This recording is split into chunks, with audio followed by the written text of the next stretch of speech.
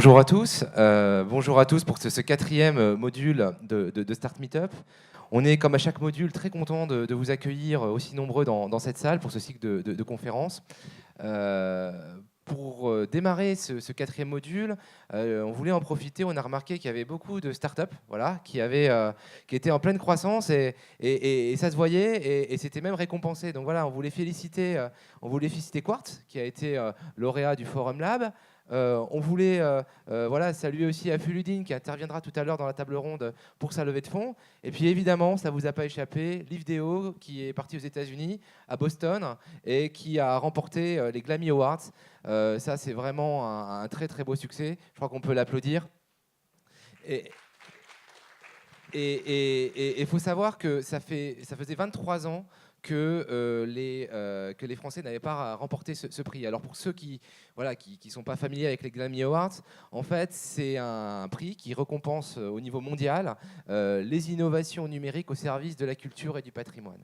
Donc c'était vraiment quelque chose, c'est l'équivalent des Grammy Awards, voilà, mais dédié à la culture. Donc on est très fiers d'eux. Le deuxième Français qui a gagné ça, il y a 23 ans, il s'appelle Louis Vuitton. Voilà, donc c'est aussi franc-comtois d'ailleurs. Donc voilà, on est vraiment très très fiers pour eux et très très contents pour eux. Donc Damien, je vais te laisser la parole pour voilà, nous présenter ce quatrième module. Oui. Bonjour à tous. Alors pour les habitués, évidemment, vous l'attendiez avec beaucoup d'impatience, le module de revenus. Pour ceux qui ne connaissaient pas encore ce framework, c'est un framework qui est extrêmement connu et qui permet de structurer finalement la démarche de prospection et de vie d'un client, du premier contact jusqu'à un client content qui vous recommande et qui permettent de lancer cette boule de neige et de l'amplifier afin de donner à la start-up toutes les chances de croissance et de survie par l'argent des clients, qui est toujours le meilleur argent quand on le compare à celui des fonds et des banquiers, et qui permettent également derrière, pour chacune de ces étapes-là, en fonction de votre business model, d'adosser des KPIs, des indicateurs de performance, et devoir être corrigé à mesure de ce que vous faites et de ce que vous testez et tester des hypothèses, de pouvoir ajuster, valider, renoncer sur un certain nombre de points de la structuration de votre business. Et donc, ça nous paraissait parfaitement essentiel d'avoir ce framework-là. Et donc, aujourd'hui, le revenu, et vous remarquez, il apparaît finalement assez loin dans le framework, mais ceux qui ont assisté aux premières conférences comprennent bien pourquoi. Et je pense que Xavier nous redira un petit peu deux mots de la façon dont il voit cet élément-là dans le framework complet. On arrive sur la partie revenu avec plein d'enjeux, parce que finalement vendre, c'est bien, mais il ne s'agit pas de vendre qu'une seule fois. Il faut donner envie de revenir, bien sûr. Et puis, une fois qu'on a un client, on s'aperçoit qu'il y a 1000 façons de créer de la valeur autour de ce point de contact-là, et que la partie revenu peut être largement amplifiée sur la durée à partir du moment où la confiance est établie. Et c'est un module qui est parfaitement essentiel, et on en parlera un peu plus du point de vue investisseur au moment de la table ronde. Voilà, j'en dis pas plus maintenant. Ok, merci Damien. Donc, comme à chaque session, on adapte aussi le format à l'intervenant. Donc là, on va avoir un super intervenant, d'ailleurs, que je vais inviter à nous rejoindre, Xavier Delplanque. Vous pouvez l'applaudir. Voilà, Xavier, bienvenue. Et après l'intervention de Xavier Delplanque, il y aura justement une table ronde avec un de nos partenaires, Invest PME, et Guillaume Blanchet qui est dans la salle, et puis une start-up qui vient donc de rejoindre le programme Objectif Client, qui est Fabrice Lallemand de la start-up Afuludin. Voilà, donc ils nous rejoindront tout à l'heure. Xavier, sans plus tarder, je te laisse la parole. Bonjour à tous.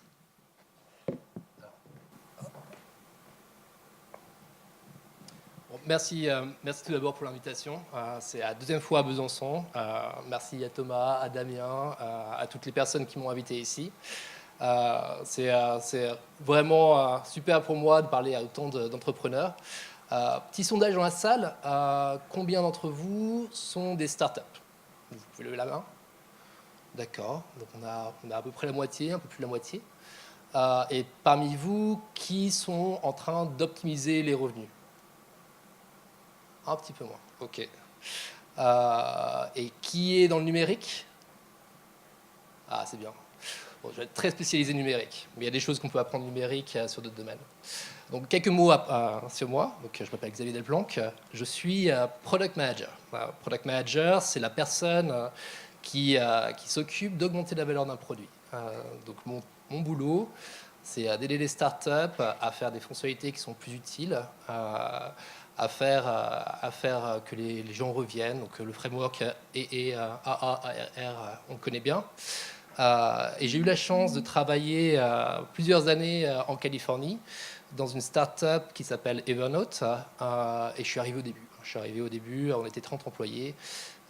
Et on avait cette particularité où chaque année, on avait une métrique à infléchir. Donc, je suis arrivé sur la rétention. Il fallait garder les gens.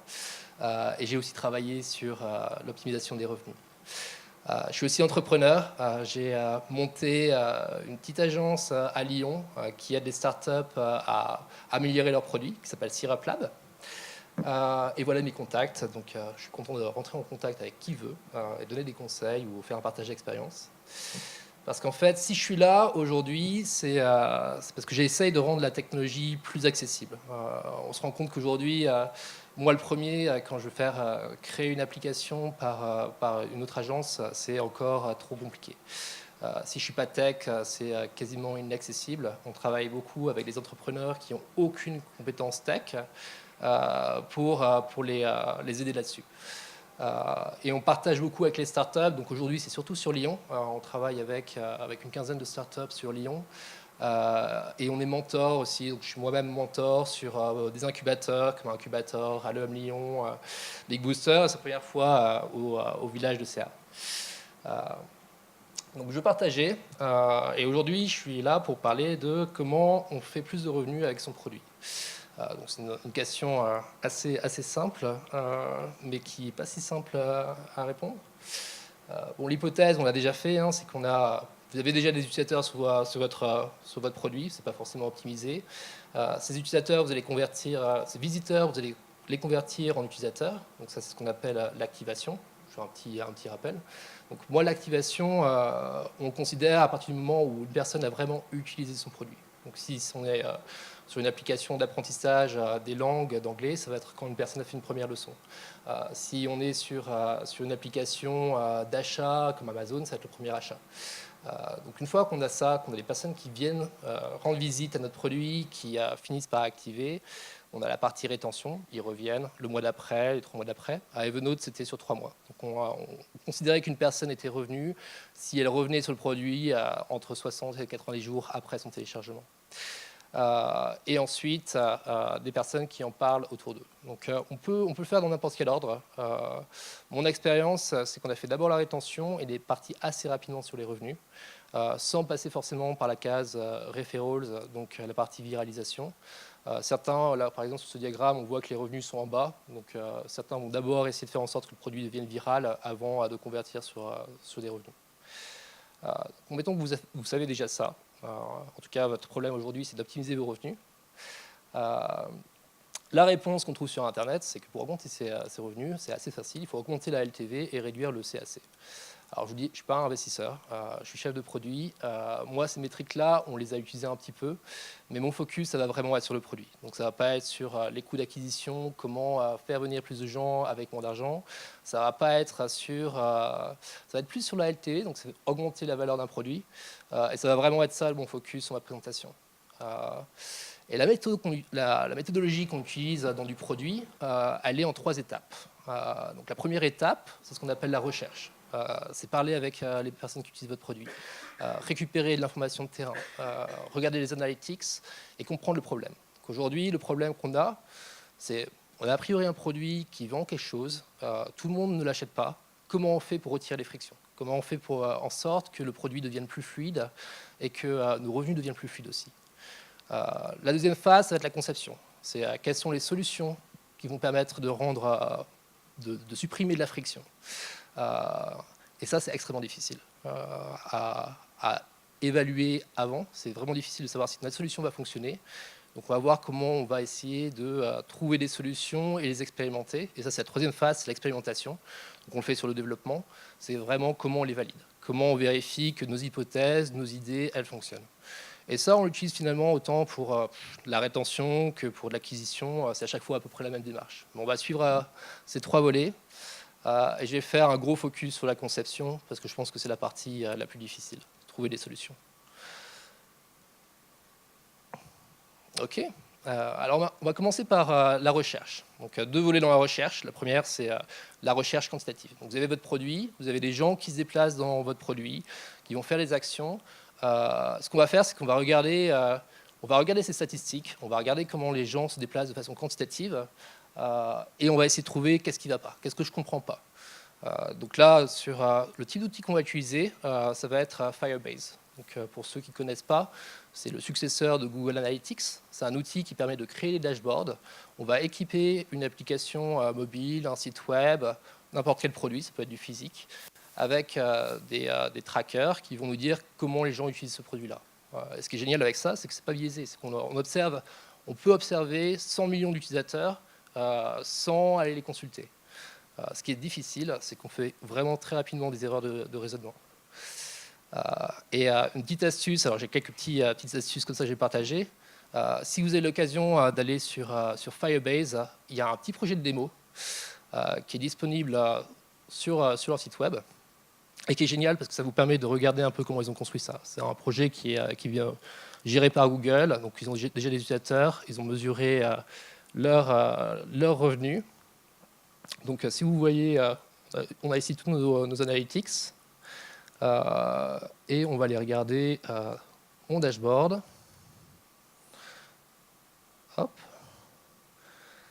Petite question, parmi vous, qui c'est qui utilisait des analytics ou des statistiques sur leurs produits pour regarder ok, assez peu de personnes, 5-6 personnes. Bon, c'est bien, je vais pouvoir vous montrer des choses que vous ne connaissez pas forcément. Si ça charge. Sinon, je le montrerai sur mon slide. Petit problème de réseau. Je vais vous montrer ici.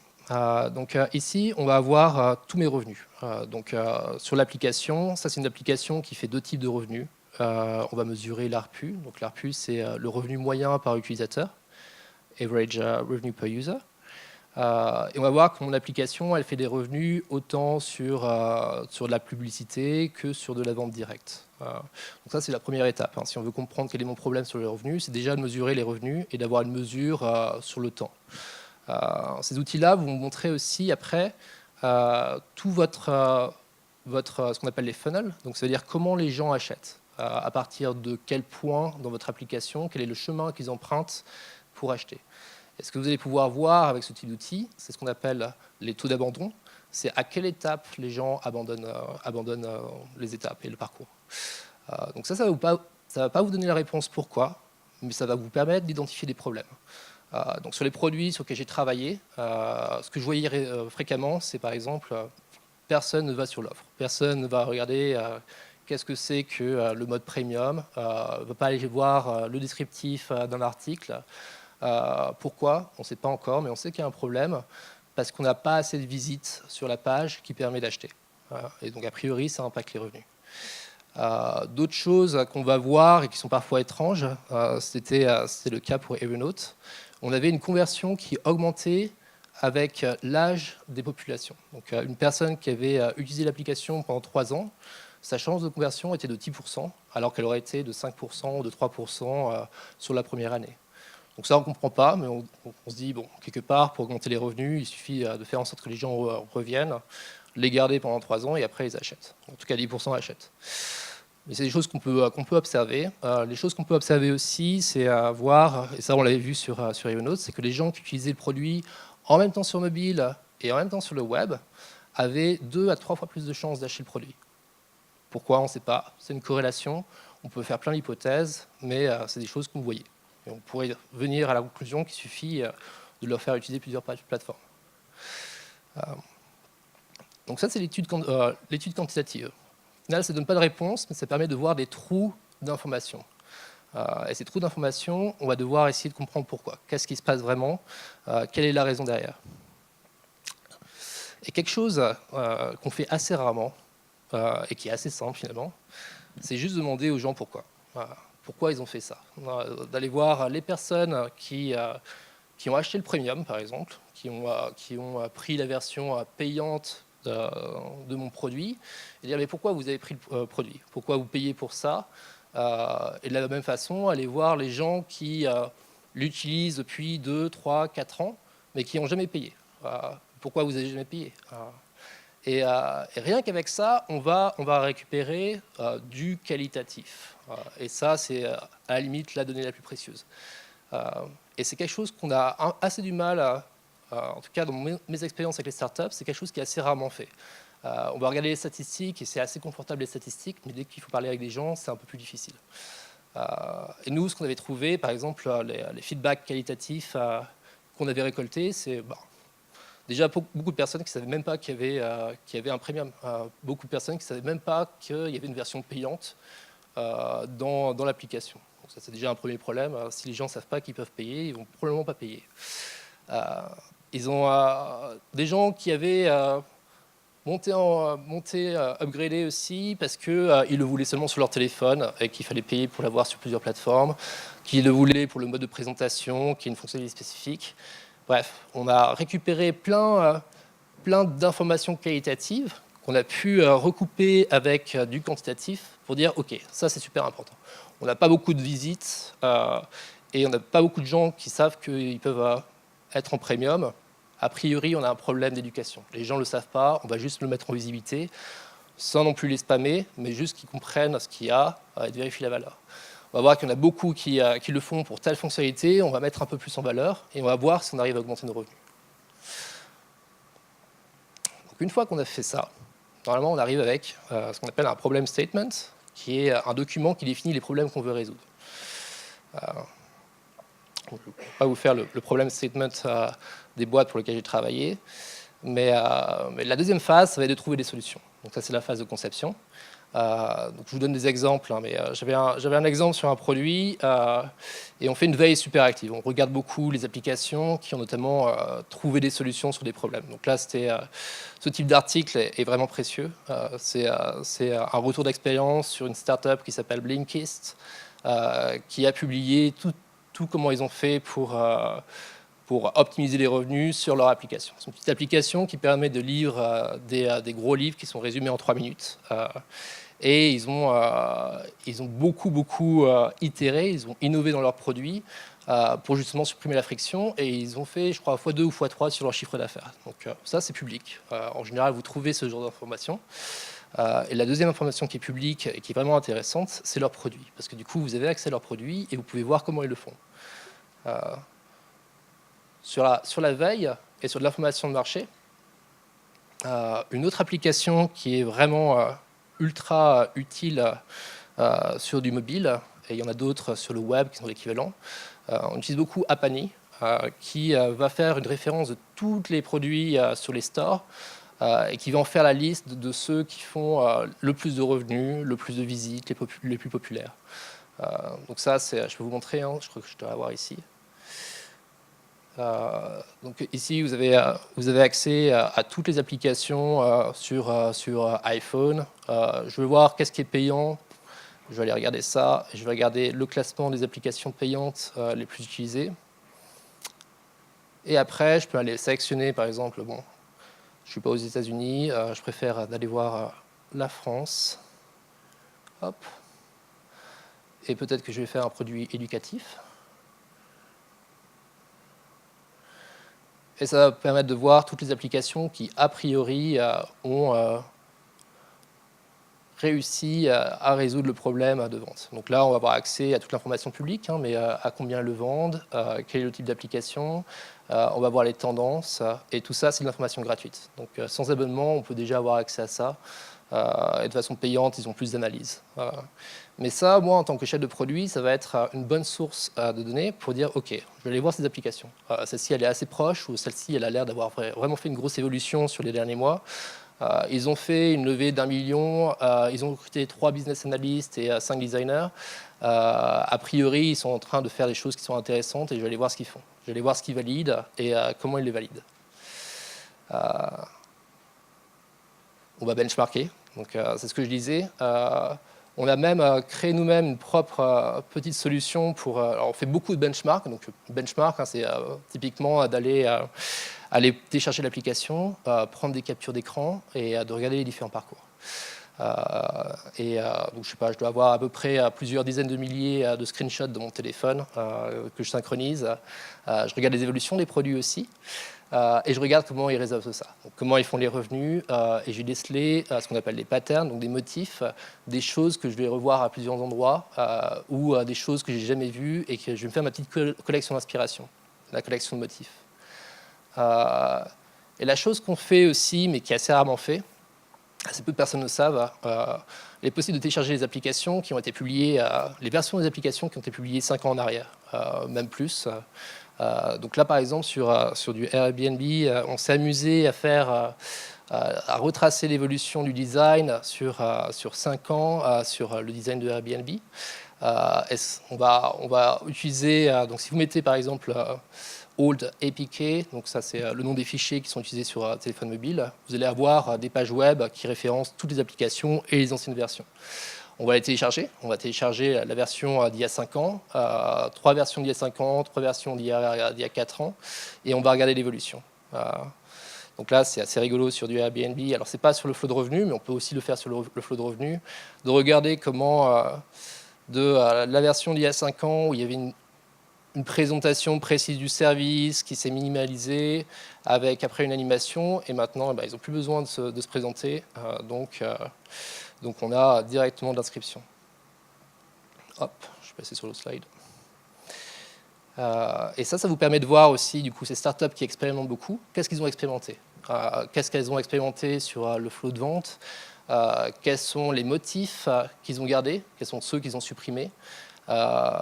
Pour vous donner un ordre d'idée, aujourd'hui, Airbnb, c'est 2000 expérimentations dans leurs produits. Ça veut dire qu'il y a 2000 versions de Airbnb qui tournent en parallèle. Sur chaque variation de leur produit, ils vérifient qu'il y a un résultat et ils gardent seulement les winners. Et tout ce qui ne fonctionne pas, ils le suppriment. Toute cette recherche, toute cette expérimentation qui demande des millions de personnes, vous y avez accès en téléchargeant leur application et en vérifiant, en faisant des benchmarks, et ce serait vraiment dommage de vous en passer. Hop. Donc j'ai listé 10 motifs. Il y en a beaucoup plus, mais 10 motifs, ça vous montre un peu la méthodologie. C'est pas une liste exhaustive de tout ce qu'on peut faire pour améliorer les revenus. C'est plus un petit dictionnaire et une méthodologie pour vous montrer comment vous pourriez procéder pour faire un benchmark et lister des expérimentations à faire tourner dans votre produit. Certains vont être évidents, d'autres le sont moins. Le premier motif qu'on va trouver notamment sur du Blinkist, dès l'inscription, vous affichez le mode premium et vous demandez aux personnes de pouvoir mettre à jour, monter en niveau leur compte. Donc ça, c'est utilisé sur des applications qui sont gratuites avec un mode payant. Très efficace, au moins vous êtes sûr que les nouveaux utilisateurs sont au courant qu'ils peuvent acheter. Et on s'est rendu compte qu'en fait, il y a beaucoup d'utilisateurs qui, même sans avoir testé le produit, directement vont acheter le premium. Des personnes qui n'ont pas envie de perdre de temps, pas envie de s'embêter avec une version limitée et qui vont acheter directement. Ça a été un winner sur plusieurs produits. Deuxième motif, l'essai gratuit, quelque chose d'assez commun. Vous n'offrez pas le premium, mais directement, vous pouvez l'essayer gratuitement. C'est un essai sur un temps limité, avec toujours la question du temps, combien on fait. Est-ce qu'on fait du 1 mois, 2 mois, 3 mois? Là, Blinkist, ils ont fait 7 jours. 7 jours, c'était leur optimum. Ça sont super courts, mais assez pour donner un avant-goût de ce que c'est que la version complète et de pouvoir après convertir sur du premium. Vous voyez un peu le petit détail ici, c'est que quand même, ils achètent quelque chose qui est gratuit et qui se renouvelle après, par contre, de façon payante. Deuxième motif. Troisième motif, la navigation premium. Donc ouais, on avait en effet ce problème avec plusieurs personnes qui ne savaient même pas qu'on pouvait payer sur Evernote. On a fait quelque chose d'assez simple, on a juste mis dans la navigation principale quelque chose qui pouvait montrer, qui pouvait monter et payer pour avoir plus de fonctionnalités. Pour la petite histoire, sur Evernote, pendant 2 mois, on a doublé les revenus avec ça. avec juste une modification de navigation. On avait tellement de personnes qui ne savaient même pas qu'ils pouvaient payer, qu'ils ont découvert l'offre, qu'on a fait x2 sur les revenus. Sur un produit qui est utilisé par 100 millions d'utilisateurs. Je vous laisse imaginer l'impact que ça peut avoir. Ça ne va pas durer très longtemps parce qu'on a eu un pic sur les personnes qui ne savaient pas et puis après on a eu quand même une augmentation. Mais c'est typiquement le genre de choses qui peut booster vos revenus, quelque chose d'aussi simple qu'une ergonomie un peu différente. Quatrième pattern, les contenus bloqués. Vous avez l'application qui est gratuite, mais il y a plein de contenus qui sont bien mis en valeur et on voit qu'on ne peut pas y accéder. Ça, c'est quelque chose qui va être utilisé beaucoup sur l'application éducative. Là, on est sur Headspace, une application de méditation. On va l'avoir aussi sur des applications d'e-learning, beaucoup de e-learning, ou aussi Blinkist aussi. Donc, on a le truc qui est bloqué, on clique dessus, on va lui demander du coup d'acheter soit le contenu, soit une inscription qui permet de débloquer tous les contenus. Hop. L'achat pas à pas. Alors là, on est sur du Amazon. Vous avez un produit qui a fait beaucoup d'études sur comment rendre les formulaires plus efficaces, qui s'appelle Typeform. C'est une entreprise qui est barcelonaise et qui s'est rendu compte qu'en fait, de demander des informations pas à pas, une information à la fois, par petite étape, ça vous permet de récupérer beaucoup plus d'informations. Un grand formulaire va être beaucoup plus difficile à remplir pour une personne que 5 tout petits formulaires. Voilà. Et vous pouvez l'appliquer sur du flow d'achat. Donc c'est ce que va faire Amazon. Je vais avoir plusieurs écrans et sur chaque écran, je vais demander une information. Je vais demander OK, mon adresse d'expédition, l'option livraison, le paiement, éventuellement le numéro de ma carte. Ce pas à pas va vous aider à supprimer la friction sur vos flows d'achat et peut significativement monter vos revenus sur de l'achat. Je vais faire une petite parenthèse, hein, mais dans tous ces design patterns, on a ce qu'on appelle les dark patterns, qui sont les motifs de manipulation. Donc je n'en ai pas listé, et je pense que c'est une pratique qui est vraiment dénoncée aujourd'hui dans le domaine. Il y a aussi des biais cognitifs qui sont utilisés parfois par certains produits pour vendre des choses qui ne sont pas voulues. Et si vous voulez vous éduquer sur la question, je pense qu'il y a une bonne bibliographie là-dessus. Ici, j'ai listé que des patterns qui ne sont pas considérés comme dark patterns. OK. Les tiers, les 3 tiers. Donc, vous vendez un produit, même si c'est un mode gratuit et un mode payant. De mettre 3 offres différentes avec des prix différents vous aidera à vendre. Et notamment, ça mettra aussi en valeur votre offre phare et la personne va pouvoir comparer les valeurs entre différentes offres. Donc ça, c'est une application LiveSum qui a fait ces expérimentations. On le retrouve sur la plupart des produits maintenant. On n'a plus un seul mode d'achat, mais on va avoir plusieurs modes avec des durées en général qui sont limitées ou des offres qui sont limitées. Ça, on l'a fait à Evernote, ça a bien marché. Les prix granulaires. Alors ça, c'est pas autorisé par Apple, ça l'est sur Android. L'idée, c'est de rendre... c'est ce type d'idée. Donc on est aussi sur des tiers, sauf qu'on est sur des abonnements qui sont annuels. Donc là, ce qui va être fait, c'est découper l'abonnement annuel et de mettre le détail par mois. Ce qui évite d'avoir un chiffre qui est beaucoup élevé et qui va être comparé avec d'autres chiffres qui le sont moins, et donc une comparaison qui va être beaucoup plus difficile. Donc là, en effet, c'est 7,92 par mois, avec la petite astérix qui va dire OK, mais ça va être un paiement régulier où celui-là va être facturé en une fois. Et en effet, quand je vais arriver sur le paiement, eh ben, ce que je vais payer, ça va pas être 7 €, mais 94 €. Donc ça fonctionne. Ça peut être aussi risqué parce qu'on peut avoir du rebond qui est ici, mais ça aide au moins en termes d'ergonomie à comparer des chiffres qui sont comparables plutôt que d'avoir des chiffres qui sont vraiment difficiles à comparer et de demander à faire la division. Apple l'autorise pas, cela dit.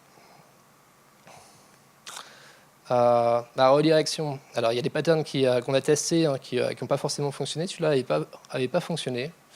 Mais bon, au moins, ça vous montre qu'on n'est pas juste à l'écoute de la compétition, on est aussi en innovation. Donc on avait ce problème où il y avait cette idée où on se disait, si la plupart des gens qui utilisent l'application sur le mobile et sur le web et sur leur ordinateur sont beaucoup plus enclins à l'utiliser, parce qu'en fait, la valeur de ce produit-là, elle est vraiment qu'on l'utilise sur plusieurs endroits.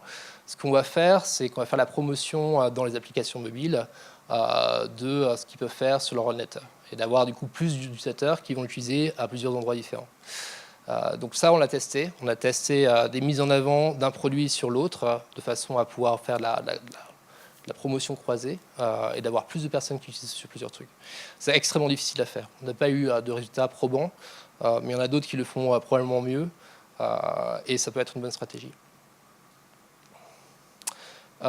L'upsell, c'est quelque chose d'assez connu, mais on a acheté quelque chose sur Amazon, on va lui montrer des produits sponsorisés, des produits complémentaires, d'autres choses dont ils vont pouvoir avoir besoin. Hop. Et la mise en contexte, c'est parler de la valeur ajoutée d'un mode premium pour une application freemium ou de quelque chose de payant quand c'est le plus utile. Donc, là, on l'avait expérimenté, on avait le mode hors ligne. Donc, quand on détectait que la personne l'utilisait avec un réseau de faible qualité ou qu'il y avait des temps de chargement, on lui parlait du mode premium qui permettait d'avoir toutes les notes hors ligne. Ça va être Spotify aussi qui va vous dire ça quand on essaie de lire une playlist et qu'on n'a pas de réseau. C'est vraiment de travailler sur quand on lui parle de l'offre et de faire en sorte qu'il y ait un maximum de sens pour augmenter la conversion. Donc là, pour vous donner une idée sur une application, on va vite expérimenter avec une dizaine ou une vingtaine d'endroits où on va parler des offres et on va pouvoir voir ceux qui convertissent, ceux qui permettent d'engager le process d'achat. Donc voici les 10 patterns. Maintenant qu'on a nos 10 solutions, on peut en avoir plus, hein, mais on a tout ce petit groupe de propositions, d'expérimentations qu'on veut faire tourner. On va commencer à faire de la validation. On va commencer à sélectionner qu'est-ce qui, on pense, va avoir le plus d'impact. On va les tester dans le produit, parce qu'il n'y a aucune autre façon de tester que ça a un impact sur le revenu que de le mettre dans le produit. Et on va mesurer si ceci a un impact. Donc, comme je le disais, Airbnb, 2000 expérimentations. Chaque idée est expérimentée et mesurée. Vous n'avez peut-être pas l'audience suffisante pour faire 2000 expérimentations, mais vous serez assez surpris du nombre de personnes qui suffit pour faire du test. Donc là, on parle d'A/B test. Donc de la même façon, Firebase permet de faire aussi ces A/B tests. Donc là, je l'ai sur mon dashboard. Là, j'ai plusieurs expérimentations qui sont en cours. Donc j'ai 3 expérimentations sur ce produit-là. Et le système, ce que va faire le système, c'est qu'il va servir une version avec ou sans mon expérimentation, va prendre une mesure que je veux influencer, donc par exemple mes revenus. Je veux influencer mes revenus sur un produit, et il va automatiquement servir la version avec et sans mon expérimentation pour voir s'il y a un impact. Ce qui est assez génial avec ce type de service, c'est qu'il le fait de façon automatique. Donc, quand il n'a plus besoin de personnes pour vérifier que ça a un impact, il arrête. Dès qu'il a trouvé un winner, une solution qui permet vraiment d'influencer les revenus, il va supprimer celle qui ne le permet pas et va uniquement servir celle-ci. Et moi, je pensais que voilà, ça devrait demander plusieurs dizaines de milliers, plusieurs centaines de milliers de personnes pour le faire. J'ai parfois eu des résultats avec quelques dizaines de personnes. Donc quelques dizaines de personnes, Firebase avait déjà trouvé quelle version était optimale et a directement sélectionné le winner. Et ça semble compliqué, mais mettre ça en place, c'est extrêmement simple. Donc vous pouvez rien qu'avec ce type d'outil, qui aussi est gratuit, configurer votre application et du coup tester chacune de vos expérimentations sélectionnées. Donc c'est à peu près ce qu'on a fait. C'est à peu près ce qu'on fait aujourd'hui sur la plupart des projets qu'on optimise au niveau des revenus. On va prendre toutes ces expérimentations, tous ces motifs qu'on veut tester, on va les sélectionner et on va mesurer avec de l'A/B test lesquels vont impacter les revenus. Voilà, donc c'est un petit tour d'horizon de ce qu'on fait au niveau du produit, pas pas de choses très compliquées. Je pense que c'est assez simple. Je pense qu'en résumé, les 3 choses qui sont vraiment importantes d'après moi, parce que c'est des erreurs que j'ai faites aussi, des erreurs que j'ai faites dans mes expériences précédentes, parler à son audience, parler aux gens. Les statistiques sont extrêmement difficiles à analyser. De faire des conclusions basées sur des statistiques, ça peut vraiment mener à des erreurs d'interprétation. Et on peut résoudre ça assez facilement en parlant avec les gens. Quelques entretiens, leur demander pourquoi ils ont mis à jour, leur demander pourquoi ils ont acheté, pourquoi ils n'achètent pas. Vous allez recevoir plus d'informations beaucoup plus rapidement qu'en passant des jours et des jours en analysant des tableaux sur Excel. Apprendre des meilleurs. Donc on a toujours un peu ce biais de vouloir être l'inventeur de génie, celui qui trouve des nouvelles solutions. Mais réinventer la roue, ça ne sert à rien. Des motifs sur le marché, il y en a plein. Si vous voulez vraiment innover, faites quelque chose qui n'existe pas. Mais pour pouvoir faire quelque chose qui n'existe pas, il faut déjà savoir ce qui existe. Donc un bon mélange en regardant ce qui existe et ce qui fonctionne, et d'aller pousser les limites en expérimentant des choses qui n'existent pas encore, je pense que c'est le bon compromis. Et expérimenter. Mesurer de l'A/B testing, ça semble hors de portée, ça semble compliqué, ça ne l'est pas. Les outils d'aujourd'hui sont vraiment super simples et ont permis de simplifier ça. Il ne faut pas des dizaines de milliers, avec quelques dizaines, on peut déjà tester. Et ça vous permettra de récolter de la connaissance, de savoir qu'est-ce qui fonctionne, qu'est-ce qui ne fonctionne pas, et de commencer à fonctionner comme une start-up de la Silicon Valley. Hop, je vais encore un slide. Voilà, c'est à peu près le feedback que j'ai sur mon expérience. J'espère que ce sera utile. Comme je disais, il y a plein d'autres patterns, plein d'autres choses qu'on fait. Je ne m'appelle pas Xavier Delplanque. Vous pouvez me connecter sur Twitter, invitez-moi sur LinkedIn. On publie des articles régulièrement sur ces sujets-là. Et notre espoir, c'est de transmettre un maximum de connaissances à tout l'écosystème local de start-up. Voilà, merci beaucoup.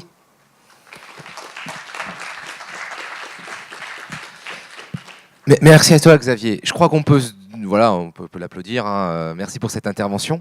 Je vous propose qu'on se donne un petit temps d'échange entre Xavier et la salle. Si vous avez des questions, n'hésitez pas. Aussi, ce format se veut très interactif. Donc voilà, vous avez, j'imagine, plein de choses qui vous impactent aujourd'hui dans vos développements de vos business. Plus en fait un start-upper qui a quand même l'expérience de la Silicon Valley. Donc je crois que c'est quand même assez unique. Donc je pense que c'est peut-être aussi intéressant d'échanger sur le parcours et sur vos enjeux peut-être plus techniques qui vous impactent.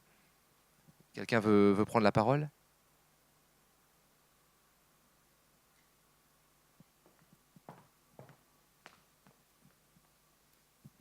Oui, bonjour à tous, Thierry Marchal. Tout à l'heure, tu nous as parlé de dark pattern. Alors moi, je suis un petit peu curieux, c'est vrai que c'est peut-être pas le sujet du jour, mais concrètement, en tant qu'utilisateur, comment je dois me méfier de dark pattern? Qu'est-ce que c'est qu'une dark pattern?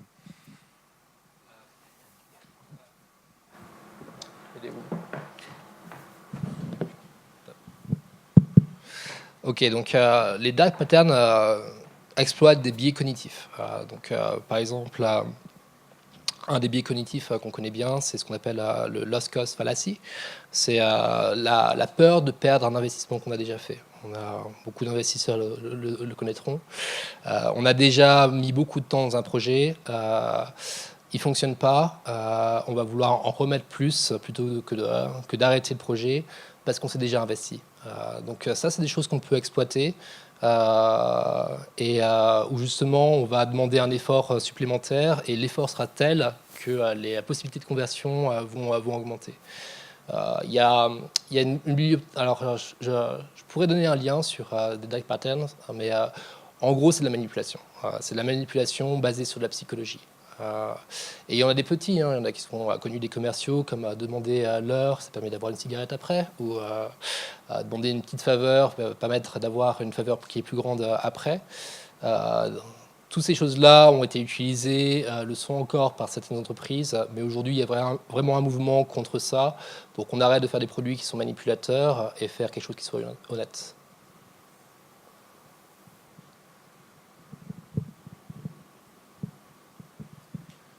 Est-ce qu'il y a d'autres questions ? Une autre question ?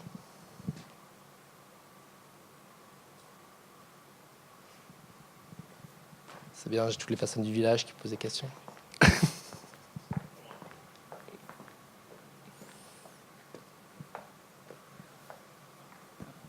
Merci. J'aurais bien aimé savoir en fait les frictions et les erreurs que tu rencontres le plus souvent quand justement tu te trouves confronté à une application et finalement le top 3 des choses que tu corriges en premier, que tu rencontres tout le temps, et tu dis bon allez, corrigeons ça tout de suite, on n'en parlera plus. Pas uniquement sur les revenus, hein, mais de façon globale. Donc en effet, les frictions qui coûtent, c'est ce qu'on dit des frictions qui sont en début de funnel, donc tout ce qui va être à l'inscription. Donc les erreurs globales que je vais voir, ça va être des inscriptions avec des boutons qui sont cachés par des claviers, de façon aussi stupide. La personne essaie de s'inscrire, trouve pas le bouton et arrête l'inscription. Donc ça déjà, ça fait à mon avis perdre 50% de la plupart des applications sur de l'acquisition. Tout ce process de pas envoyer une personne dans une expérience sans qu'elle le découvre pas à pas ou sans qu'elle ait des expériences où je vois une application où c'est trop compliqué, trop d'informations, des écrans qui sont trop complexes, les personnes arrivent ici et ne peuvent pas comprendre. Donc les 5 premières minutes d'expérience, les 5 premières minutes sur une application, parce que sur une application mobile comme sur un site web, si vous regardez le temps de session moyen sur la première session, ça va rarement excéder 5 minutes. Et c'est le seul moment où vous avez 100% de l'audience. Ces 5 minutes, c'est là où on perd le plus. Et il faut que ces 5 minutes d'expérience soient parfaites. Donc moi, c'est là où je vois des gros problèmes. Les inscriptions, les boutons cachés, trop d'informations, des textes qui ne sont pas clairs, des choses qui sont aussi basiques que ça fait perdre plus de 50% de l'audience et potentiellement plus de 50% des revenus. Oui, bonjour, merci beaucoup d'être venu nous faire ce témoignage, c'est très intéressant. Personnellement, je travaille plutôt dans le B2B.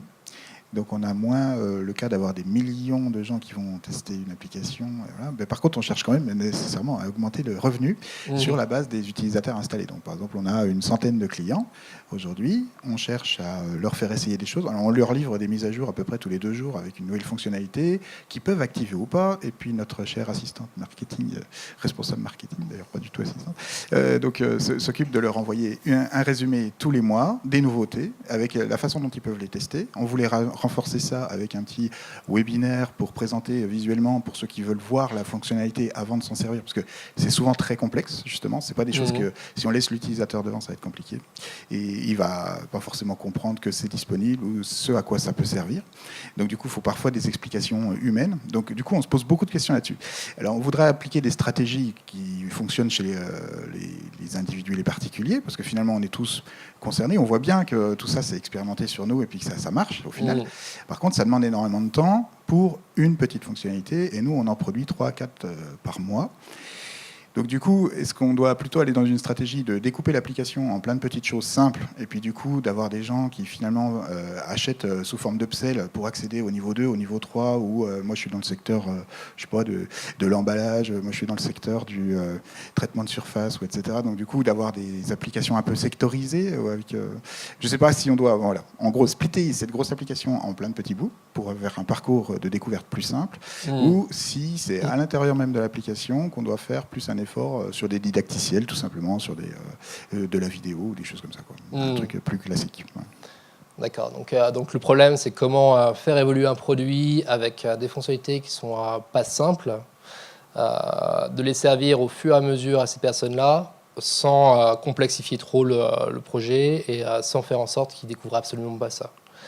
Oui, et la problématique aussi, c'est qu'on adresse beaucoup de secteurs d'activité dans une même application. En gros, on gère problématique de risques chimiques. Donc, des produits chimiques utilisés dans les entreprises, il y en a dans tout type d'entreprise. Ouais. Et donc, mais chacun a ses petits besoins particuliers. Ok. Ouais, donc ça me rappelle, c'était mon boss de l'époque, Devenote, qui disait on a la loi de Pareto avec les 80-20, donc on avait bien 20%, 80% de l'application qui était utilisée par 20% qui était utilisée par 80%. Et il disait le problème, c'est que c'est pas les mêmes 20% pour tous. Donc on avait en effet ce problème de segmentation avec des audiences et des personas très très différents, donc une grande diversité de personas et une application qui du coup il y a 80% qui sert à rien pour la plupart des gens, mais c'est pas les mêmes 80%. Donc il y a plusieurs stratégies pour ça. Je pense que moi, mon inspiration, c'est sur le jeu vidéo. C'est en effet un jeu vidéo est très fort pour servir et débloquer des fonctionnalités au fur et à mesure de l'expérience.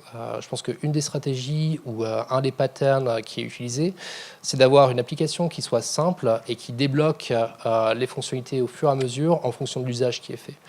Ça demande de faire un parcours, donc ce qu'on appelle la learning curve, donc de définir un parcours avec pour chaque persona, qu'est-ce qui débloque et du coup qu'est-ce qui débloque au niveau d'après, et d'avoir un peu cette systématique de niveau et de déblocage au fur et à mesure. Ça va jouer au niveau de la navigation. Donc l'idée, c'est de ne pas avoir au niveau de la navigation 100% des fonctionnalités qui sont accessibles à tous, mais de faire un système de navigation qui soit évolutif et qui va débloquer. Donc ça, par exemple, sur le jeu vidéo, on va avoir tout ce qui va être des items. On va pouvoir aller chercher les fonctionnalités soi-même par mode d'item, faire de l'acquisition. Et je pense que c'est une bonne source d'inspiration. J'essaierai de trouver quelques références de produits qui ont appliqué ça de façon sur du B2B. Mais on voit que même des acteurs comme LinkedIn s'inspirent beaucoup du jeu vidéo pour avoir des notions de déblocage, des notions de niveau et faire évoluer son produit de façon un peu plus personnelle. Merci beaucoup, c'est très inspirant. Je vous en prie. Est-ce qu'il y a une dernière question? Bon, de toute façon, on aura le temps de reprendre. Ah si, vas-y Thierry.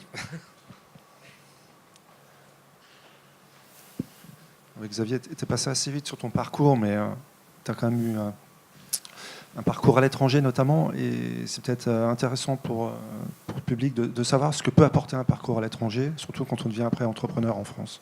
D'accord. Donc ouais, moi j'ai vécu 3 ans à Londres et 3 ans à San Francisco. Au départ, on avait fait le projet avec ma femme de partir 6 ans. On devait aller en Inde, à Bangalore, on ne l'a pas fait. Mais on a fait ce parcours-là pour rencontrer des gens, pour apprendre l'anglais et pour se connecter et voir d'autres cultures. Et donc j'ai appris énormément. Déjà, à Londres, ça a été une expérience très enrichissante. J'ai un réseau maintenant d'amis et de collègues qui sont répartis dans le monde entier. Je pense que je ne me rendais pas compte à quel point Londres permet de se connecter avec le monde entier et plus multiculturel que San Francisco encore. Et j'ai gardé tout mon réseau de Londres, je l'ai gardé aujourd'hui. Donc aujourd'hui, j'ai des personnes qui travaillent à Nairobi, qui travaillent en Thaïlande, qui travaillent en Australie, qui travaillent en Amérique du Sud grâce à Londres. Des personnes avec qui je suis en contact chaque année, on se revoit régulièrement. Et San Francisco, ça a été pour moi une autre approche des affaires. Ça a été... je travaillais comme un malade. On arrive dans une start-up qui vient de lever 250 millions. C'est à 90 heures par semaine pendant plusieurs mois. C'est des personnes qui n'ont pas pris de vacances depuis 3 ans. C'est des sportifs de haut niveau qui sont dans l'ultra-pragmatisme, qui vont demander à chaque fois qu'on fait un projet quel est le problème qu'on veut résoudre. Pour moi, ça m'a nettoyer un peu la tête. Ça simplifie les choses, ça simplifie ma façon de voir les affaires, de voir la prise de risque aussi. Et je ne pense pas que sans passer par cette case-là, j'aurais monté ma boîte après. Et quelque part, ça m'a même pas paru plus compliqué que ça de monter mon équipe, monter mon entreprise. Aujourd'hui, j'ai un projet de start-up aussi qui est en cours. Je pense que c'est grâce à ça. Et je suis toujours en contact avec mon réseau san-franciscain. Donc maintenant, j'ai tous mes collègues d'Evenote qui sont chez Uber, Airbnb, Pinterest, Facebook, Google. Je pense que je suis connecté. J'ai repassé quelques jours il y a quelques mois et j'ai fait le tour des amis. Donc j'ai pu voir tous les bureaux de la Silicon Valley. Et c'est extrêmement enrichissant parce que du coup, on reste en contact, on a des idées de produits. J'ai la porte d'entrée dans toutes ces grosses boîtes pour expérimenter, pour récupérer de l'information. Et j'ai aussi un réseau d'investisseurs que j'ai gardé à San Francisco. Donc, pour moi, San Francisco, ça a été la connexion business. Et je suis encore très connecté avec San Francisco. Je pense que même en étant à Lyon depuis 4 ans, on garde ces relations. Et on garde plus ces relations que ce qu'on pourrait penser en étant resté en France. Le réseau de relations, c'est quelque chose qui s'entretient un peu, mais on le garde assez facilement. Si je retourne là-bas, j'ai 20 personnes que je peux voir sans prévenir dans les jours que je passe à San Francisco. Voilà. Ouais, Fabrice?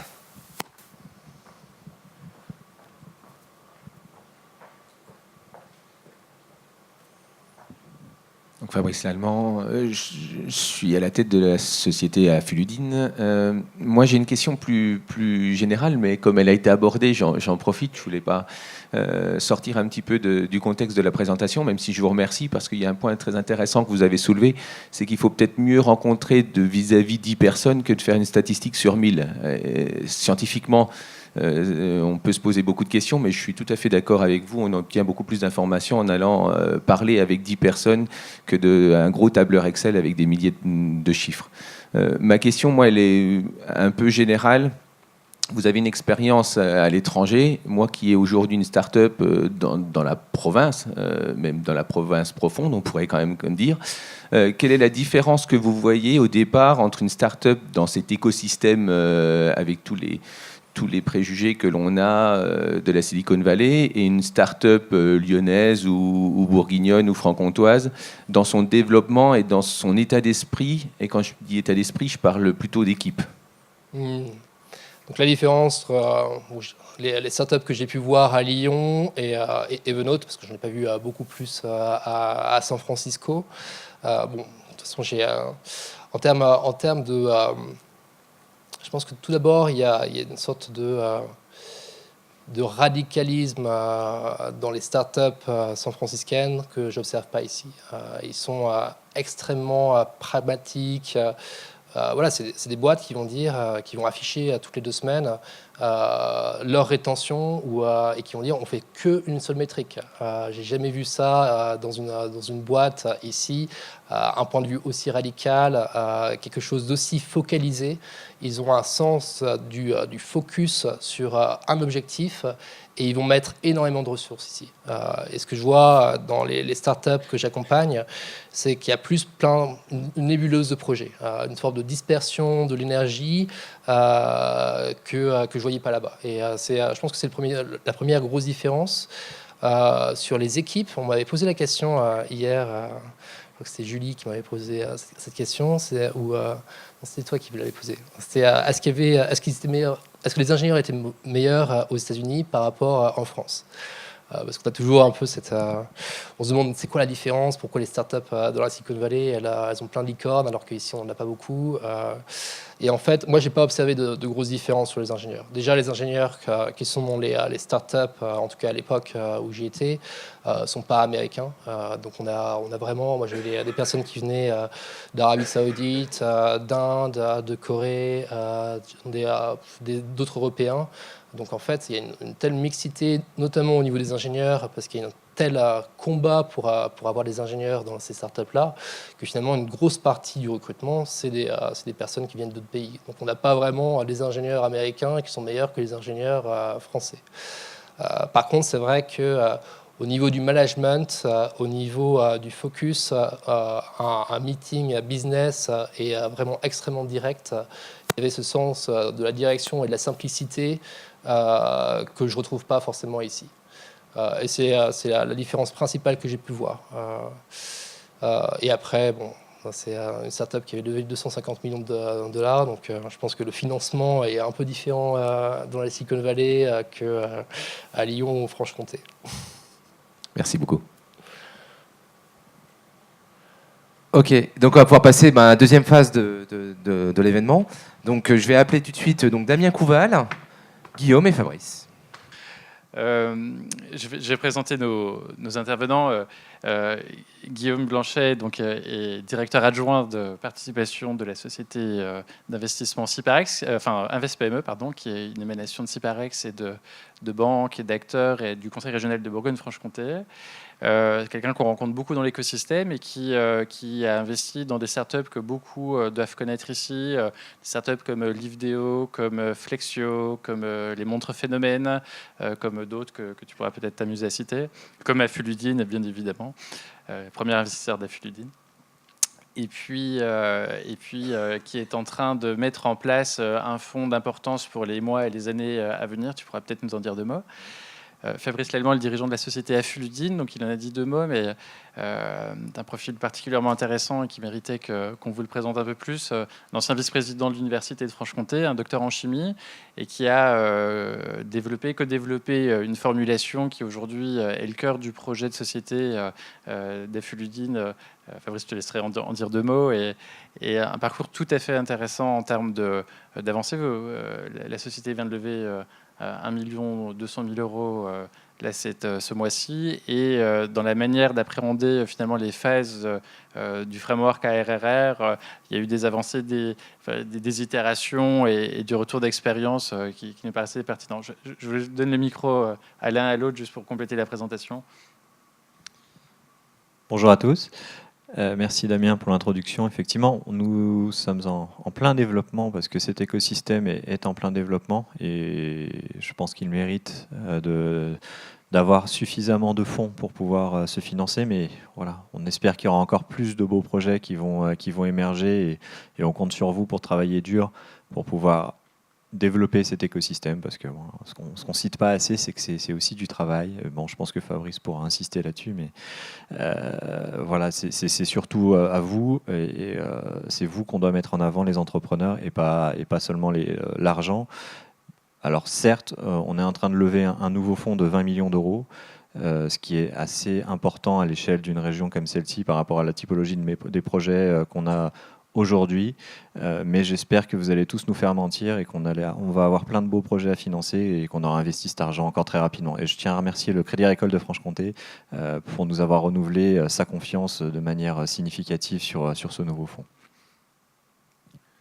Bien, bonjour à tous. Donc Fabrice Lallemand, Damien a déjà dit beaucoup de choses. Alors je vais juste faire le pitch en 2 secondes de notre produit. Si un jour vous avez besoin de lubrifier, alors à part le fait de rigoler, parce que le premier mot va vous faire rigoler, mais dans la vie de tous les jours, vous pouvez avoir à lubrifier soit un gond de porte, soit votre vélo, puisqu'aujourd'hui c'est d'actualité. Et vous allez avoir un premier réflexe, c'est que vous allez toucher et puis vous allez mettre entre vos doigts, puis vous allez dire ouais, ça glisse. Sauf que nous, on a créé un produit qui est sans huile et donc qui ne se voit pas, qui est à l'échelle moléculaire.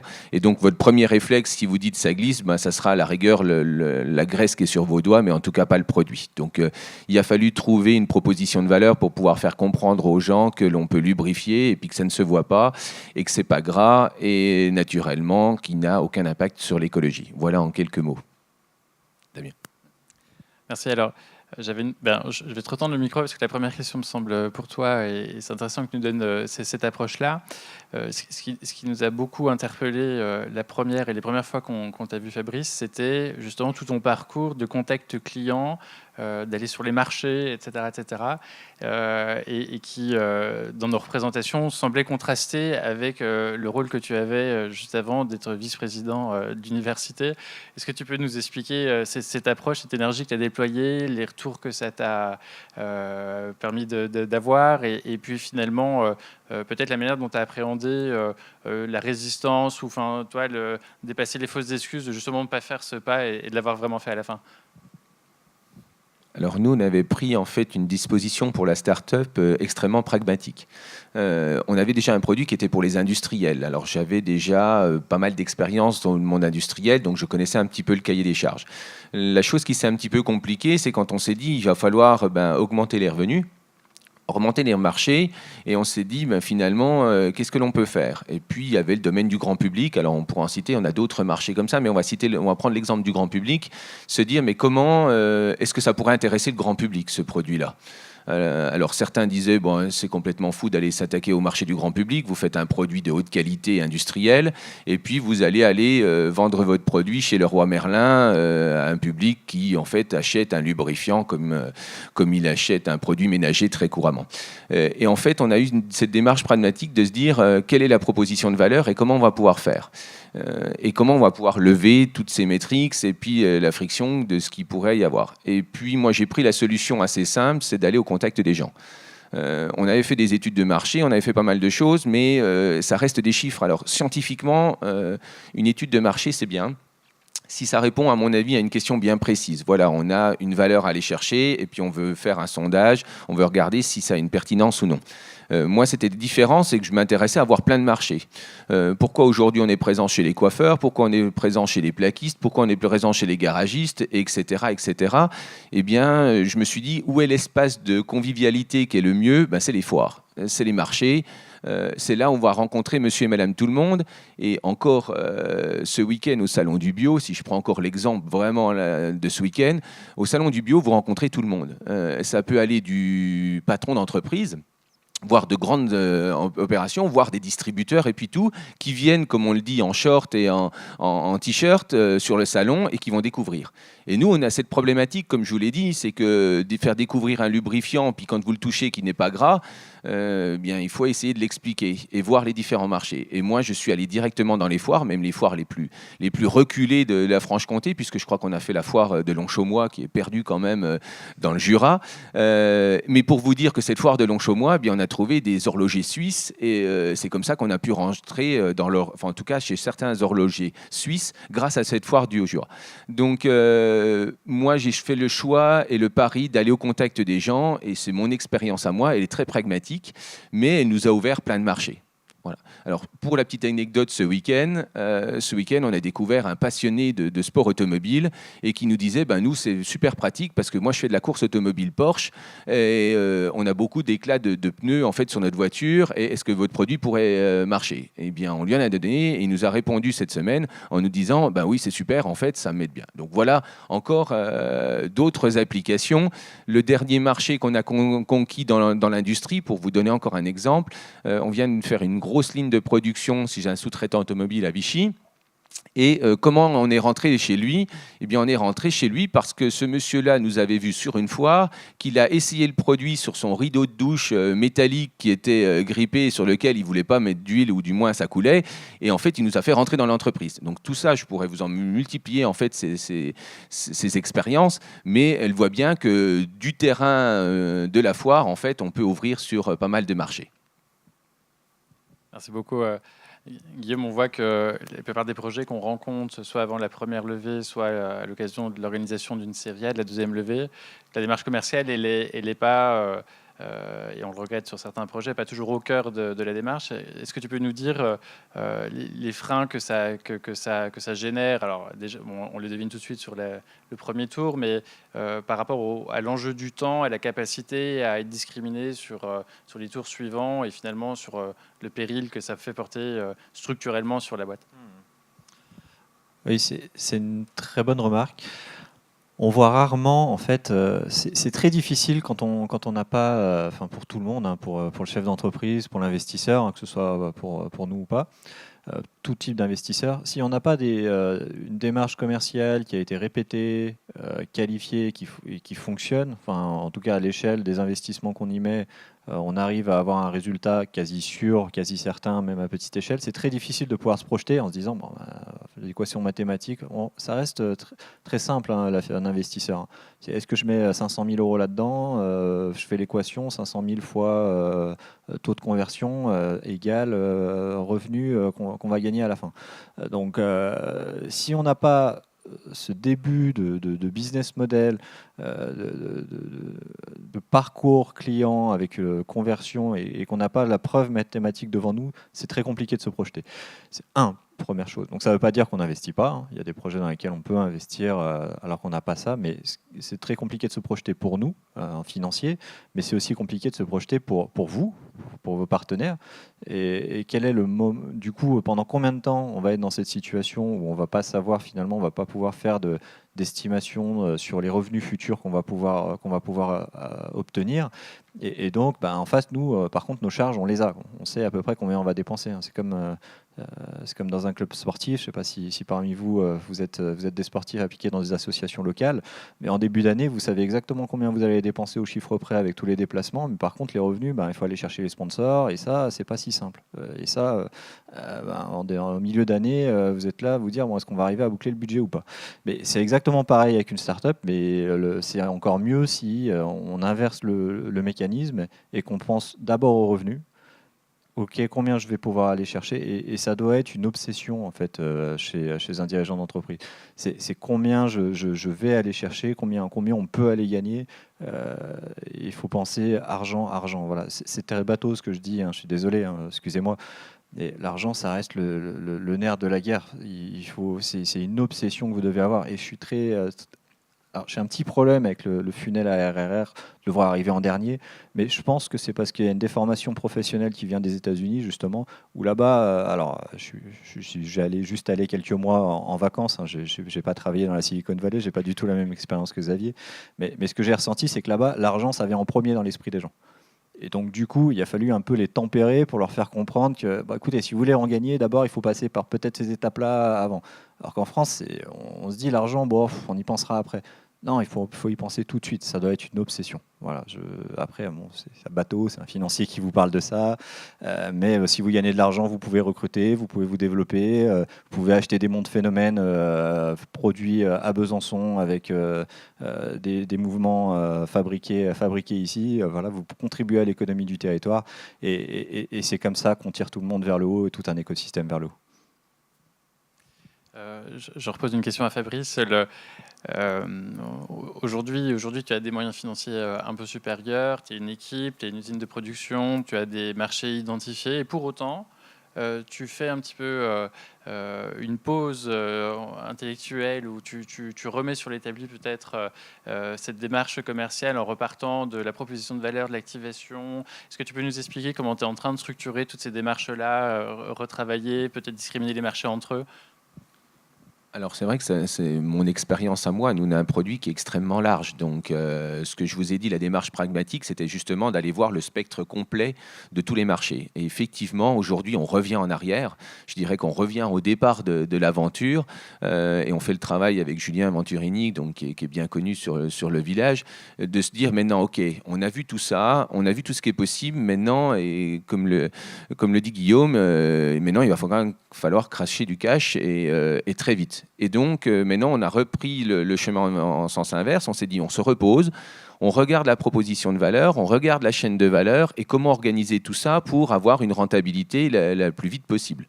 Donc, avec tous ces marchés-là, maintenant, c'est l'idée de se dire, on se repose, là, on s'intéresse aux métriques, et puis on essaie de repartir en ciblant vraiment les marchés qui, à l'idée de 2 ans ou 3 ans, vont effectivement cracher du cash très rapidement. Donc nous, on a eu cette itération, démarche pragmatique, et puis maintenant, on est, après 2 ans et demi de création, assez bizarrement, dans la phase de construction véritablement du business. En ce qui concerne on a parlé beaucoup d'applications, mais en ce qui concerne les homepages pour des business un peu B2B comme celui de Fabrice, est-ce qu'il y a pareil des écueils ou des best practices? Du coup, je tombe dans mon piège et je parle en anglais. Est-ce qu'il y a des éléments comme ça que tu pourrais nous indiquer qui sont particulièrement favorables pour les entreprises qui les mettent en avant? Et peut-être aussi, en rebond, tous ces éléments-là, enfin, la vision que tu as enfin, la corrélation que tu peux peut-être tirer entre ce travail de travailler sur le produit, justement, et puis la capacité à aller convaincre des investisseurs et peut-être se donner, justement, les moyens des ambitions et un petit peu de cash pour avancer. Est-ce que tu arrives à corréler les deux et comment tu le vis dans ton expérience à Lyon? Alors sur les homepages, j'ai pas eu l'occasion de trop travailler sur la homepage, notamment sur Evernote, donc c'est vraiment l'expérience sur l'application. Cela dit, mettre en place des métriques sur les homepages, notamment de regarder qu'est-ce qui est vu, et maintenant c'est nécessaire. On travaille avec pas mal d'investisseurs notamment, et j'avais une demande qui était récurrente, c'est qu'il y a beaucoup de startups qui ont un produit, qui ont une présentation de produit, mais qui aujourd'hui sont incapables de faire juste de l'analyse de cohorte. Donc il y a ces tableaux de bord qui sont vraiment basiques, et de ne pas les mettre en place tout de suite sur son produit, en fait, c'est de la connaissance qu'on perd dès le départ. Après, moi, mon expérience de designer sur les homepages, c'est que c'est vraiment un domaine où il y a eu une explosion de startups et de solutions pour créer. Donc, on a les homepages qui s'appellent des lead magnets, qui sont des homepages avec de la recommandation sociale. Donc, les gens vont là. Si tu recommandes 5 personnes, tu as quelque chose de gratuit. Et donc, il y a tous ces mécanismes. Et c'est un objet qui est tellement simple parce que c'est juste une page qu'on scrolle. qu'on a énormément d'expérimentations qui sont faites dessus. Donc, je ne les ai pas testés moi-même, mais je vois qu'il y a beaucoup d'innovation dedans. Et je dirais que le truc qu'il faut mettre en place, c'est en effet des métriques pour pouvoir mesurer qu'est-ce qui est fait, parce que ça ne prend rien et ce sera utile après, et sinon c'est la connaissance qu'on perd. Et je voulais rebondir sur une chose que tu disais, donc, sur parler à l'audience. C'est intéressant parce que du coup, vous avez vraiment des groupes de personnes, des personas qui sont extrêmement différents.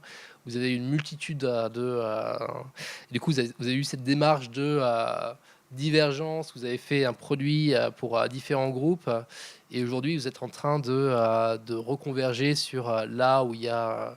Et j'ai vécu exactement la même expérience donc, à Evernote, parce qu'à l'époque, quand ils avaient fait la levée de 250 millions de dollars, ils ont racheté plein de startups. Donc on a racheté 3, 4, 5 startups avec à chaque fois une cible un peu différente. Et il y a eu aussi ce travail de divergence, de regarder, de tester, de prendre de la connaissance, voir à qui on est le plus utile. Pour après, ils se sont reconvergés sur des petites entreprises. Mais je pense que c'est un cycle, en fait, c'est pas si anormal ou atypique d'avoir de la divergence et de faire de tester plusieurs audiences, parce que finalement, un produit se définit beaucoup sur qui c'est qui l'utilise, et après de reconverger sur qu'est-ce qui a le plus de potentiel aussi pour les utilisateurs et pour l'entreprise. On parlait d'empressement finalement et le facteur temps. Ma question est pour Guillaume, c'est est-ce que tu peux nous redonner un petit peu les perspectives que peuvent avoir une startup du point de vue de la sélectivité, justement, si on revient sur... On voit qu'en série A, on est sur... un fonds normal reçoit 1000 dossiers par an, on va en investir 3, 4, 5, 6 maximum, et finalement repositionner le revenu comme un facteur clé de différenciation et finalement nous donner un petit peu de cette longueur de vue et la perspective ou l'alternative que pourrait avoir une start-up à défaut de réussir à lever, voir un petit peu ce qui peut se passer pour elle et remettre finalement le facteur temps à sa juste mesure. Si tu peux nous faire ce retour. Oui, c'est un sujet très vaste. Là. On pourra en faire une conférence entière sur les critères de sélection d'un investisseur. Alors nous, on n'est pas un investisseur parisien, hein. On n'est pas un investisseur vicieux, on ne reçoit pas 1000 dossiers par an, donc on passe un peu plus de temps avec les porteurs de projets qu'on reçoit et on les suit un peu plus dans le temps. Mais ce que tu dis sur un investisseur, par contre, on n'a que 20 millions à gérer. Hein. Si vous voulez lever 250 millions de dollars, là c'est autre chose. Là, il va falloir des chiffres, la vélocité. Très important. La richesse, c'est juste la rapidité à laquelle on se développe, on gagne de l'argent. Hein. Quand on parle de chiffre d'affaires, c'est sur une durée, hein, c'est 1 an généralement. Enfin, il y a toujours le facteur temps qui est toujours présent. Gagner 1 million d'euros en 1 an ou en 10 ans, c'est pas du tout la même chose. Mais c'est la même somme, mais c'est pas du tout la même chose. Et il faut toujours l'avoir en tête que le plus vite vous allez, le plus vous vous donnez de chances de réussir. C'est simple, c'est bête, mais c'est comme ça que ça fonctionne. Et ça fonctionne. La seule mesure qui est retenue par les investisseurs, c'est le chiffre d'affaires pour juger la rapidité à laquelle vous déployez. C'est le chiffre d'affaires. Après, ça peut être aussi votre nombre d'utilisateurs, si vous êtes un peu plus en amont dans le funnel. Alors après, encore une fois, on peut faire toute une conférence sur le sujet, mais globalement, moi, de ce que j'ai retenu de mon expérience personnelle, si vous allez à Paris et que vous ne faites pas 100 000 euros de revenus récurrents par mois, vous intéressez personne. Et si vous ne faites pas 1 million, si vous êtes sur des modèles SaaS récurrents, et si vous ne faites pas au moins 1 million sur tout autre modèle de chiffre d'affaires par an, c'est pareil, vous intéresserez personne parce qu'ils veulent avoir une capacité, voilà. Et le million, attendez, je précise, il faut que ce soit fait dans un horizon de 1 an depuis que vous avez lancé votre produit. Il ne faut pas que vous alliez voir au bout de 5 ans, j'ai fait 1 million enfin depuis 5 ans. Non, il faut démontrer une vraie dynamique, il faut démontrer une vraie capacité à se projeter très fort dans l'avenir. Alors après, lever des fonds, c'est pas une fin en soi. Il y a plein de business qui sont tout à fait honorables, qui peuvent très bien se développer sans aller chercher des levées à 100, 200, 300 millions d'euros. C'est pas un problème. Enfin, faut pas avoir de complexe par rapport à ça. Si vous faites un business qui apporte de la valeur, qui crée de la valeur et suffisamment de valeur pour que vous puissiez en vivre et faire vivre les gens autour de vous, vous aurez déjà fait quelque chose de très grand pour tout l'écosystème autour de vous. Merci. Finalement, j'ai envie de vous demander si vous aviez 1 ou 2 conseils chacun à donner aux start-upers, peut-être déjà un petit peu lancés, voilà, qui, bon, au bout de 6 mois, 1 an, est-ce que finalement, j'ai pas déjà trop perdu de temps et comment je pourrais rectifier et comment je me redonne une trajectoire et comment j'arrive à avoir cette hauteur de vue pour être sûr de donner toutes les chances de succès, justement. Est-ce qu'il y a un ou 2 points que vous pourriez isoler? Je commence par Xavier. Bon, je t'en ai déjà donné 3, mais qu'est-ce que je pourrais donner donc, pour la vélocité, on va dire, hein, pour aller plus rapidement. Je pense que de toute façon, un des problèmes en tout cas sur les startups dans le numérique, ça va être la vélocité sur l'exécution et sur la qualité de leurs produits. Donc, créer plus rapidement un produit. Aujourd'hui, les startups que je vois, le problème qu'ils ont, c'est le recrutement. Donc, c'est de recruter plus d'ingénieurs et d'accélérer la production. Je pense que de prendre des personnes qui sont seniors, parce qu'ils ont rarement, et c'est très difficile de trouver des profils seniors pour encadrer une équipe d'ingénieurs ou une équipe produit, de mettre dans leurs équipes, même si ce n'est pas à temps plein, mais des personnes qui sont seniors, ça peut vraiment aider à aller plus vite. Et je sais que j'ai vu l'impact de nous, mais aussi d'autres personnes qui sont fait accompagner comme ça. Je pense qu'on peut doubler la vélocité d'une startup aujourd'hui. On peut leur faire, et on l'a déjà fait, produire 2 fois plus de valeur sur une année. Ça, c'est possible de faire avec un peu d'expérience. Alors moi, je rebondirai exactement là-dessus parce que c'est une vraie question et venant du monde universitaire, j'ai une équipe extrêmement jeune. Et ma question n'était pas anodine tout à l'heure, c'est comment nous, en tant que chef d'orchestre, on motive l'équipe pour l'emmener vers ce projet fou d'une start-up. On l'a tous dit, hein, il faut aller très vite. Le temps est notre principal ennemi. Et comment pouvoir motiver l'équipe? Et moi, c'est une vraie question en ce moment, une vraie question RH. Et moi, je fais le choix aujourd'hui de revenir à des seniors. Et là, on va faire une embauche lundi prochain. Et c'est effectivement un senior. Pour plein de raisons. Mais la première, c'est l'idée même de ce qu'est une start-up. Assez bizarrement, je l'ai plus retrouvé chez des seniors que chez des jeunes, en tout cas pour moi, hein, dans mon expérience, qui ont bien compris ce délai de temps, de cash et puis tout. Alors certes, ils ont de l'expérience, mais hormis tout ça, c'est un état d'esprit. Et je ne sais pas comment le faire. J'essaye de le faire passer à mes étudiants aussi. Je ne sais pas comment leur donner ce goût de la rapidité, mais un travail bien fait, avec aussi moi une responsabilité. Je pense que j'ai une responsabilité, vous l'avez dit. Peut-être que je ne donne pas l'objectif. Un objectif sur 15 jours, un objectif sur 3 semaines, un objectif sur 1 mois. Et peut-être que je donne trop d'objectifs. Donc il y a l'équipe, mais il y a aussi moi. Dans ma façon de manager, et votre réponse était très pertinente. Je pense qu'il faut aller sur un objectif sur un temps très court. Donc, et puis le dernier conseil que je pourrais donner, mais que je m'applique aussi, c'est qu'on a 2 yeux et 2 oreilles avant d'avoir une bouche. Et donc, il est quand même préférable de regarder et d'écouter avant même de parler. Et c'est ce que j'essaye de dire à tous mes jeunes qui vont dans les boîtes. C'est avant tout regarder, écouter la problématique du client. Et après, vous pourrez parler et proposer des solutions.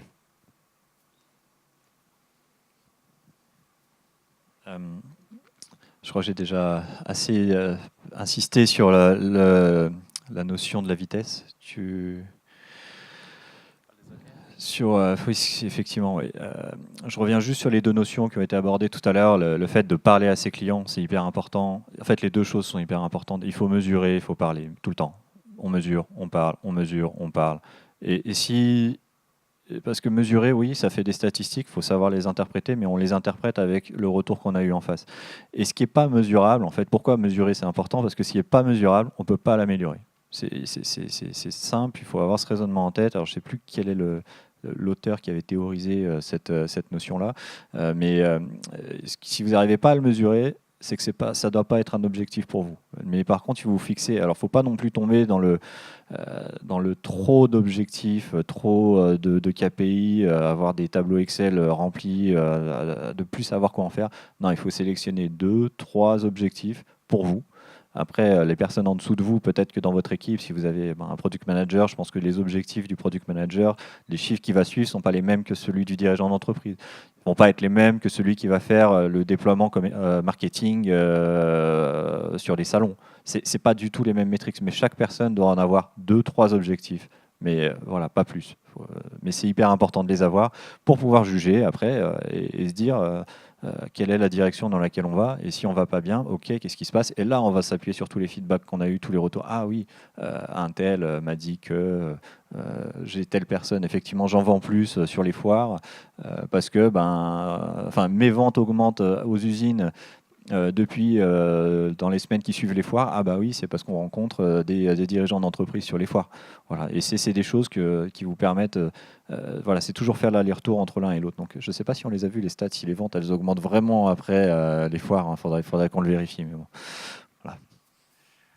Arnaud Blandin, qui était l'intervenant du précédent Start Meetup, avait pointé un livre qui s'appelait Measure What Matters, qui était donc, il citait donc des indicateurs qui s'appellent des OKR, Objective and Key Results, et justement la manière dont les objectifs, en fait, c'est Google qui avait vraiment pris ça à son compte depuis le temps où ils étaient quelques personnes à peine et comment ils s'en servent encore aujourd'hui, et la manière dont ils fixaient les objectifs et les indicateurs clés de résultats, équipe par équipe, et justement comment on gommait ces faux objectifs et les distorsions de réalité, et comment justement ça ne créait pas des biais cognitifs et qui finalement jouaient contre l'entreprise au lieu de jouer pour l'entreprise et ça. Donc vraiment, je vous incite à aller voir ce livre-là. Il est très intéressant et dès l'origine de l'entreprise. Je crois qu'on peut arriver à un moment où on peut échanger avec les autres intervenants et tout le monde. Si vous avez quelques questions, on y répondra avec plaisir.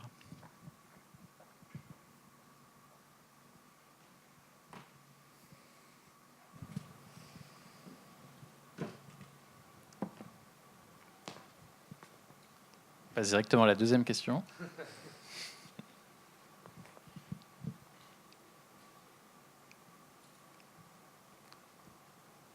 Bien. C'était très clair. C'est comme ça qu'on dit. Il ne reste plus qu'à nous remercier, à vous remercier et à vous applaudir. Merci beaucoup. Merci.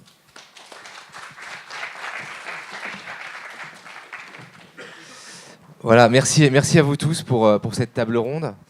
Je vais appeler maintenant pour un petit mot conclusion Thierry Marchal, qui est directeur de DMS Peak, responsable de DMS Peak.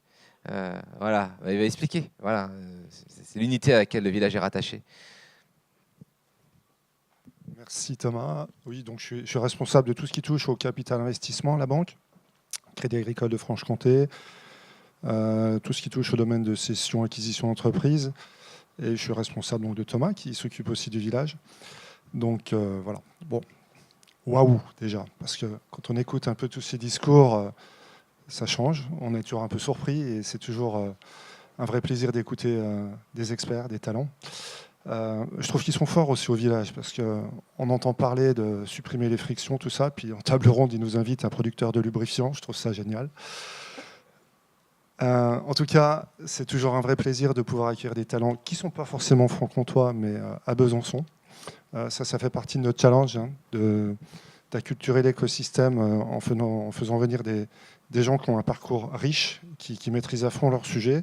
Alors, quand on est assis, ça paraît un peu technique, tout ça, mais je pense qu'il y en a qui maîtrisent un peu mieux le discours que ce que moi j'ai pu l'intégrer.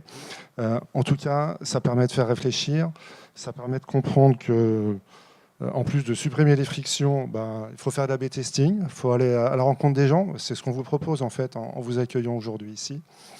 Ce que je voulais effectivement continuer à expliquer, c'est qu'au niveau du village, ça fait maintenant 1 an et demi qu'on contribue à organiser ce genre d'événement. L'idée, c'est ça, c'est de faire passer des messages, de pouvoir faire comprendre aux startups qu'il faut avancer vite, le mieux possible.